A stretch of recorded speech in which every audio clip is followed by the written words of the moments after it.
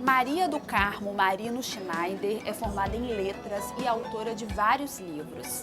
A escritora é membro da Academia Feminina Espírito Santense de Letras e tem um livro dedicado a um importante nome da cultura capixaba, Maria Penedo, pianista e compositora que ajudou a fundar a Escola de Música do Espírito Santo. Olá, começa agora mais um programa Um Dedo de Prosa. É o nosso espaço aqui na TV Alice para falar sobre literatura. E hoje nós vamos conhecer um pouco do trabalho da escritora Maria do Carmo Marino Schneider. Maria do Carmo, seja muito bem-vinda ao nosso programa. Obrigada, Bem. Maria do Carmo, a senhora tem vários livros publicados, né? Como a gente conversou nos bastidores, mas hoje a gente está aqui com o livro seu, uma biografia, resultado de um processo de pesquisa sobre uma mulher, né? Que é uma figura muito importante do nosso estado. E aí eu queria começar falando um pouco dessa mulher, da Maria Penedo. Quem foi essa mulher? Conta pra gente. Ela foi uma das educadoras mais importantes do Espírito Santo. Ela foi uma das fundadoras da Escola de Música, foi fundadora do Coral da Escola Técnica Federal do Espírito Santo, foi a única folk musicista capixaba, pertenceu à subcomissão de folclore, que foi criada em 1948, do qual o Dr. Guilherme Santos Neves era o coordenador, e ela se dedicou inteiramente ao ensino da música, não só como concertista, preparando os seus alunos para grandes apresentações em Vitória, em Cachoeiro do Itapemirim, e também como uma das representantes do folclore capixaba. Ela foi a responsável pelo registro em pauta das músicas que hoje as crianças cantam e que nós conhecemos hoje, que não eram registradas, porque o folclore é uma tradição oral, né? E ela foi quem registrou essas músicas em pauta e que passaram então a ser utilizadas nos corais, a ser cantadas pelas crianças e por nós, mesmo adultos. A gente pode dizer que ela é uma referência da música quando a gente fala aqui no estado? Ela é uma referência da música, não só a música clássica, porque os concertos que ela dava, e os quais também ela fazia com seus alunos de música, eram concertos magníficos que eram apresentados nos teatros de Vitória. E também uma referência com relação ao folclore, porque ela foi muito importante para a organização dessas músicas folclóricas, que foram levadas na Bahia, em 1957, quando houve o 3º Congresso de Folclore Nacional. Ela levou essas músicas que ela registrou. E o folclore foi chamado, nessa época, o Cancioneiro do Mar, organizada pelo Dr. Guilherme Santos Neves. E ela foi, então, com essas músicas que ela colocou nas partituras. E ela era um exemplo também de mulher, né? Porque foi uma guerreira, não é isso? Foi uma guerreira. Ela foi um exemplo de mulher porque ela foi para o Rio estudar. Ela se manifestou sempre uma tendência musical muito cedo. E o seu pai, mesmo não tendo ninguém na família dedicado à música, o seu pai, reconhecendo a sua tendência, enviou-a para o Rio. E ela foi para o Rio estudar na Escola Figueiredo Roxo, sendo aluna do professor que mais tarde deu nome ao coral da Escola Técnica, professor Lourenço Fernandes. E lá ela se dedicou ao máximo ao estudo da música, tendo artigos publicados sobre ela nos jornais do Rio de Janeiro, elogiando o seu grande talento musical. Quer dizer, como aluna, ela já era um destaque, Já era né? um destaque. Um destaque até comentado no Rio de Janeiro. Mas ela volta para a Vitória, e voltando para a Vitória, ela começa então a dar aulas de piano aos alunos, à sociedade, né, da juventude de Cachoeiro do Itapemirim e também de Vitória. Mas chega um momento na vida dela que ela tem que mudar o destino dela.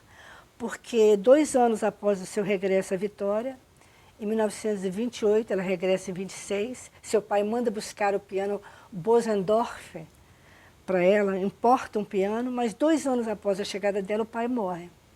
E ela era a filha primogênita, porque ela nasceu em 1903. E diante dessa tragédia na família, ela renuncia a tudo aquilo que ela fazia antes e se dedica inteiramente a educar os irmãos. Então ela passa a lecionar nas escolas para poder arcar com a responsabilidade de cuidar da mãe e dos irmãos. Ela foi um exemplo de abnegação, de renúncia, de humildade, foi uma figura extraordinária. E também de professora, né? De professora. Como professora é um exemplo a ser imitado por qualquer professor. dada a sua dedicação a toda a tarefa que ela fazia na área musical no Espírito Santo. Quando a senhora fez esse estudo, né, da vida dela para escrever o livro, o que mais chamou a atenção? Olha, a vida dela toda chama a atenção. Mas o que me chamou a atenção também foi a sua dedicação infatigável à música. Ela praticamente seguiu a palavra do seu mestre, ela foi aluna de Villa-Lobos, porque Villa-Lobos afirmava que o Brasil precisa de educação, não de uma educação de pássaros embalsamados em museus, mas uma educação de voos altos na área da cultura, na área musical. Então, ela realmente fez disso a sua vida. Tanto que este livro aqui, ele começa com uma epígrafe, que foi a palavra dela. A música é uma outra vida dentro da vida. Quando tudo que agora tens não tiveres mais, terás a música dentro de ti, que não perece jamais. E a música realmente nunca pereceu na vida dela, até a sua morte, que ocorre em 1974, a música sempre esteve presente na vida dela. E ela trabalhou até a vida inteira, assim, até mesmo a morte? Trabalhou até a morte. Ela morre em 74, ela trabalhava na Escola de Música, trabalhava na Escola Técnica Federal do Espírito Santo, criou o coral em 1947 na Escola Técnica Federal do Espírito Santo, que depois que ela morre, em 1976, por uma resolução da própria Escola Técnica, o coral passa a se chamar Coral Maria Penedo, porque ela criou o coral com o nome do seu professor, Orfeon Lourenço Fernandes. Mas quando ela morre, a Escola Técnica, por resolução, passa a denominar o coral de Coral Maria Penedo. Uma forma de homenagear, né? Uma forma de homenagear. Ela era sempre, apesar dela não ter casado e nunca ter tido filho, os alunos da escola eram seus filhos do coração. E por 2 anos consecutivos, ela foi considerada a mãe eteviana do ano no Dia das Mães. Quando a escola festejava o Dia das Mães, ela era homenageada como a mãe eteviana. Amada demais pelos colegas, pelos alunos. E como que a senhora conheceu a história dela, assim? Como que o projeto do livro começou? O projeto do livro começou quando o Sérgio Penedo, sobrinho dela, vai a uma reunião na Academia Feminina, eu pertenço à Academia Feminina de Letras. Ele foi pedir que a Academia indicasse alguém para fazer um livro sobre a vida dela. Como nos últimos 5 anos eu tenho me dedicado a essa área, eu já fiz 5 biografias sobre mulheres importantes que deram muito pela cultura do Estado. A Academia me indicou para fazer o livro. E eu, então, aceitei o desafio, né? E resolvi escrever o livro. Mas o projeto que o Sérgio tinha era bem maior. Consistia não só na elaboração do livro, mas também numa exposição sobre o material dela, sobre o próprio piano que ela ganhou, que o pai mandou importar. Mas aconteceu que a Secult não aprovou o projeto. Talvez porque a base do projeto deveria ter sido o livro, e o livro não foi nem citado no projeto. Então, mesmo a Secult não tendo aprovado o projeto, eu assumi de coração a obra que eu deveria fazer. Porque, veja bem, meu irmão foi aluno dela quando eu tinha 17 anos. E meu irmão é o autor do livro, do hino da Escola Técnica, junto com ela. Meu irmão fez a letra e ela fez a música.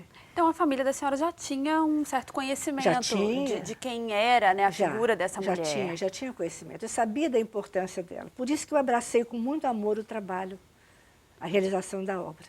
E quanto tempo, mais ou menos, a senhora levou assim, para pesquisar, para pegar os documentos, né? Porque você escreveu uma biografia, eu imagino, é mergulhar numa história, né? Como foi esse processo? Realmente é um mergulho. O meu foi um mergulho profundo, porque eu pesquisei no arquivo público, pesquisei na biblioteca municipal, que a parte folclórica está toda na biblioteca municipal. A Escola Técnica me deu um acervo todinho, de acervo fotográfico, acervo biográfico da vida dela, por causa da ficha funcional. A Escola de Música também me deu bastante material. Então, eu reuni isso tudo, além de todo o acervo dela me ter sido presenteado pela sobrinha dela, Maria Inês, que ficou com um piano piano está na casa dela, como ficou também com todo o acervo dela, artigos de jornais, as publicações que saíram no Rio, fotos. Então eu levei mais ou menos 2 anos para reunir todo esse material, organizar todo o sumário do livro e começar a trabalhar. Porque para a gente fazer, eu sou pesquisadora, sou professora, já estou acostumada com pesquisa, um trabalho de pesquisa ele exige muita seriedade, porque a gente tem que ser muito fiel aos dados do biografado, né? Então eu procurei ser o mais fiel possível para retratar a grande figura que ela foi. E a biografia, né, a senhora tinha vários outros livros publicados, mas na área da poesia, e aí começou a trabalhar com biografia, né, contando a história de mulheres. Mulheres. Qual é a principal característica, assim, da biografia? Porque é muito diferente do trabalho anterior que a senhora tinha de poemas, por exemplo. São trabalhos muito diferentes, né? Qual é a principal característica, assim, para o escritor? Qual é o desafio, digamos assim, de escrever uma biografia? O desafio é você, primeiro, procurar os registros em fonte primária. Eu não trabalho com fonte secundária. Fonte primária são aquelas que realmente vêm do próprio autor, da própria pessoa. E depois você reunir, não só reunir esses materiais que você apanha, procurando ser fiel aos dados e organizá-los de tal forma que o leitor, praticamente, ele veja aquela biografia como se ele estivesse vendo um retrato da pessoa.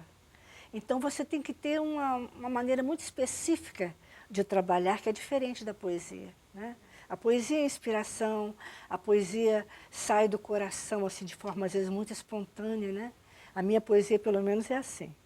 Mas, em contrapartida também, qual a importância da gente registrar essa história e mostrar para as outras pessoas, para os capixabas, né, esses exemplos de vida? Porque foi o que a senhora fez com a biografia. Eu acho muito importante porque eu acho que não só o capixaba, mas o brasileiro, de modo geral, não registra, não tem o sistema de registrar as pessoas, a obra das pessoas. E eu me julguei no direito de registrar a história de todas essas mulheres que eu registrei, para que a memória delas não se perca nas brumas do esquecimento, que é muito comum isso, né? As memórias delas se perdem, de toda e qualquer pessoa, né? Então eu procurei fazer isso justamente para que essa memória ficasse registrada. Quem quiser depois pode buscar o arquivo público, a biblioteca da universidade, que encontrará esses livros lá, o livro de cada uma delas. Maria do Carmo, a gente tem mais assunto pela frente, mas vamos fazer um intervalinho, tá bom? Pois não. Bom, o programa Um Dedo de Prosa vai fazer um breve intervalo, mas a gente já volta, não saia daí.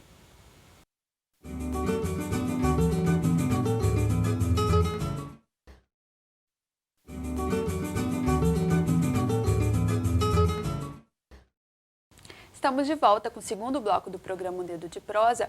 Hoje nós estamos conhecendo um pouco do trabalho da escritora Maria do Carmo Marino Schneider. E um dos livros, né, publicados pela autora é uma biografia de um nome importante do Espírito Santo, uma mulher importante para o folclore, para a música do estado, que é a Maria Penedo. Bom, Maria do Carmo, a gente já falou um pouco sobre a vida dela, né? Mas eu queria falar um pouco sobre os prêmios e títulos que ela ganhou, porque, né, nessa vida aí em que ela foi tão destaque para os alunos, né, para as pessoas que trabalharam com ela, ela também teve um reconhecimento. Claro. Né? Conta pra gente um pouco. A obra dela, de modo geral, é reconhecida pelo valor social que a obra tem, né? E várias homenagens ela recebeu, inclusive escolas aqui de Vitória têm o nome dela, escolas de primeiro grau, né? E ela também, em 1963, como ela nasceu em Cachoeira de Itapemirim, em 1903, e ela depois vem para Vitória, começa a trabalhar, em 1963 ela foi escolhida para ser homenageada como uma cachoeirense ausente. E foi uma festa lindíssima no palanque, com discursos, e foi uma homenagem muito grande que ela recebeu. A Escola de Música também, em 76, ela recebe o nome da turma que se formou na escola, foi o nome dela. Os alunos homenagearam dando o nome da turma Maria Penedo. Então, vários títulos que ela recebeu ao longo de toda a sua vida, né, pelo trabalho reconhecidamente importante na área da música. E a senhora conversou com vários alunos dela, né? Como é que foi esses depoimentos? Olha, os depoimentos, inclusive, estão contidos no livro. Nós temos depoimento de Afonso Abreu, temos depoimento de Laila Moisés, que fez parte dos concertos na década de 50, 60. Laila Moisés hoje mora em São Paulo. Mas a Laila foi aluna dela, também mandou um depoimento muito importante. Cecília Jael Nassif, que é uma professora conceituada aqui de Vitória. Então, nós temos lindos depoimentos de pessoas que tiveram o prazer de compartilhar da companhia dela e teceram comentários maravilhosos sobre ela. É isso que eu ia te perguntar. Como é que são esses depoimentos? São depoimentos que mostram como ela marcou a vida dessas pessoas. Marcou no espírito dessas pessoas. A convivência que ela tinha, o amor que ela tinha pelas pessoas, a forma como ela tratava os alunos. Então foi uma coisa assim emocionante. Cada depoimento que você lê, você se emociona. E um dos depoimentos, não vou dizer que seja o mais importante, é importante pela figura que foi. Bernadette Lira coloca 2 depoimentos importantíssimos na obra, porque Bernadette Lira foi uma das alunas do coral Orfeon Lourenço Fernandes, na Escola Técnica. Bernadette Lira era uma garota de 16, 17 anos. E deve-se a Bernadette Lira o recolhimento de canções folclóricas lá de Barra, onde ela morava, em Barra de São Francisco, né? Não, de Conceição da Barra. Bernadette Lira recolheu essas canções, trouxe e Maria Penedo, então, registrou as canções.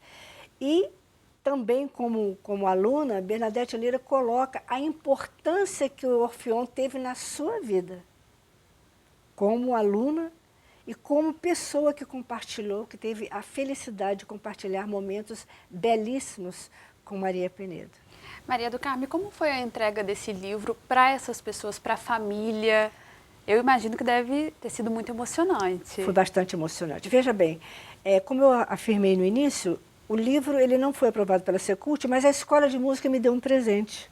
Porque a Escola de Música fez uma seleção, e mesmo eu não sendo nem professora, nem aluna, nem ex-aluna... Que eram os critérios. Que eram os critérios para que o livro pudesse ser feito pela Escola de Música.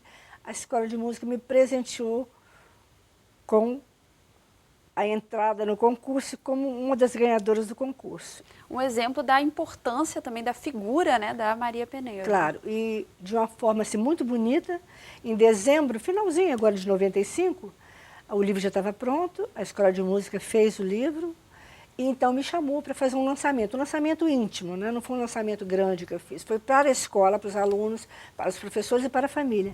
E foi muito emocionante ver todos os alunos lá, ver os professores e a dedicação, né, que eles tiveram a esse trabalho, a valorização que eles deram ao trabalho. Foi uma tarde bonita que eu realmente gostei muito da homenagem. Me senti lisonjeada pelo fato deles terem agraciado a mim com este livro. Maria do Carmo, a senhora também tem outros livros, né? A gente já falou um pouquinho, além dessa biografia, tem outras biografias. Tem algum critério para a senhora escrever biografias? O que a senhora busca nesses nomes, né, para mergulhar na história e escrever sobre eles? Eu tenho basicamente 5 livros. Biografia. De biografia. Porque de poesia são vários. 5 livros de biografia do Estado, porque eu tenho 25 anos de pesquisa sobre Vitor Hugo. Tenho 2 livros biográficos sobre Vitor Hugo, que me custaram 25 anos de pesquisa. Então, aqui em Vitória, o primeiro livro biográfico que eu fiz foi o de Anete de Castro Matos, que foi uma das fundadoras da nossa academia. Academia Feminina de Letras. Academia Feminina de Letras. Então, ali também foi um trabalho muito bonito, que eu também tive a oportunidade de receber o acervo da própria família, né, que me deu o acervo dela, e que eu, então, comecei pelo acervo. Tá? Comecei pelo acervo e pelos dados que a academia já tinha. O segundo livro foi Beatriz Abauer, uma das mulheres mais importantes na área cultural do Estado do Espírito Santo. E eu fiz o livro por amor, porque a Beatriz já estava numa fase muito doente. O livro foi lançado praticamente, faltava um mês para ela falecer. E foi a maior alegria dela, foi poder receber esse livro na mão. E a história dela é muito linda. E no dia do lançamento, eu consegui uma orquestra de crianças tocando violino, que era o instrumento que ela tocava. Foi uma festa feita na Aliança Francesa, e foi um livro também que me deu muita alegria, que me deu muita satisfação pelo amor com o qual ele foi feito. Eu também resgato a vida dela todinha, desde o nascimento até os últimos dias dela. O outro livro muito importante foi o livro sobre Maria Madalena Pisa. A cadeira que eu ocupo na academia tem como patrona Maria Madalena Pisa. Maria Madalena Pisa foi uma educadora fora do comum.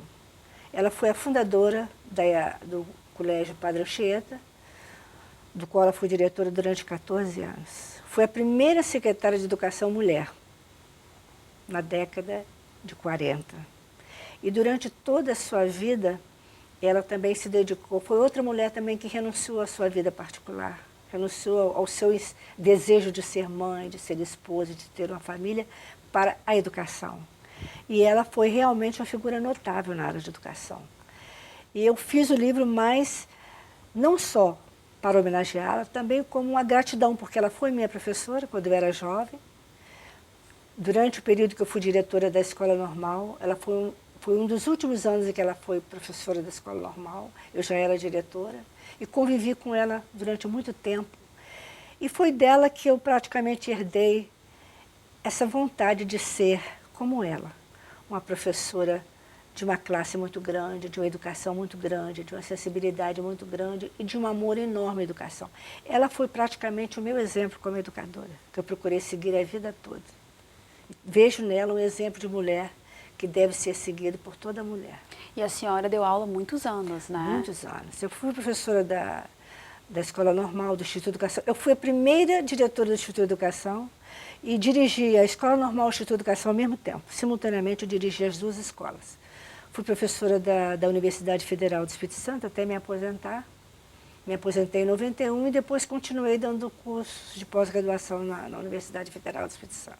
E a senhora já tem algum projeto, algum livro pela frente? Está trabalhando em alguma biografia? Como é que estão os projetos futuros? Os projetos futuros. Eu agora estou com um projeto que vai ser grande, sabe?